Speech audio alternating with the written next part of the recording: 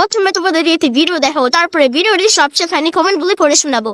সুমির জন্য জীবনে কত কিছু করতে হবে আমাকে, আমি এটা নিয়েই ভাবি। সারা জীবনে এরকম ধরনের ড্রেস পরার আমার সুযোগই হয়নি। আজকে সুমি স্ন্যাপডিল থেকে এসব কি ড্রেস কিনলো। আরে আমার ছেলে মেয়ের বিয়ে দেওয়ার বয়স হয়ে গেছে, এখন কি আর এরকম ড্রেস পরার সময়? তোমরাই বলো তো। কিন্তু তাও সুমির বায়না আমাকে তো রাখতেই হবে। আমাদের প্ল্যান হয়েছে সামনে আমরা ঘুরতে যাব, আর সেই জন্যই সুমি আমাকে না জানিয়ে এতগুলো ড্রেস অর্ডার করেছে। সঙ্গে সঙ্গে আমায় বললো, মা ড্রেসগুলো তুমি এক্ষুনি পরে দেখাও। আমিও দেখি ড্রেসগুলো পরে তোমায় কেমন লাগছে। দেখো, চুড়িদার তো আগে কয়েকবার পরেছি, কিন্তু এরকম ধরনের ড্রেস আমি আগে পরিনি। আমি জানি না তোমাদের চোখে আমাকে কেমন লাগছে।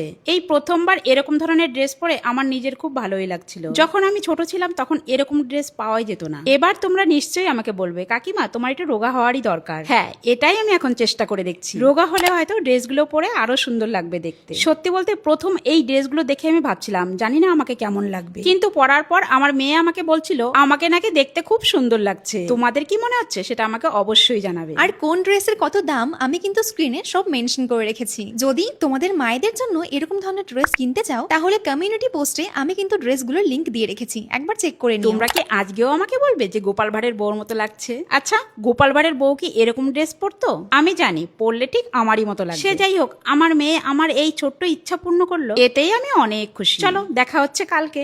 चलिए शुरू करते हैं। কাকিমা, কাকে যতই ওয়াশিং মেশিনে দাও না কেন সে বগ হবে না। সেই পকড়ে হ্যাঁ।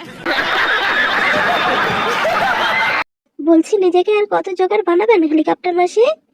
আমি বলুম না, আমার শোরুম করে। পুরো গোপাল ভাঁড়ের বউ লাগছে। हाय हाय इतना सुकून।